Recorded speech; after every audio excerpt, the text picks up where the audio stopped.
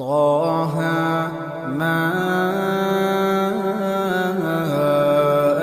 أنزلنا عليك القرآن لتشقى إلا تذكرة لمن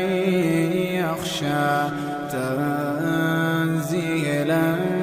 ممن خلق الأرض والسماوات العلى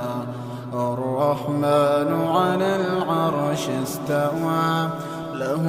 ما في السماوات وما في الأرض وما بينهما وما تحت الثرى وإن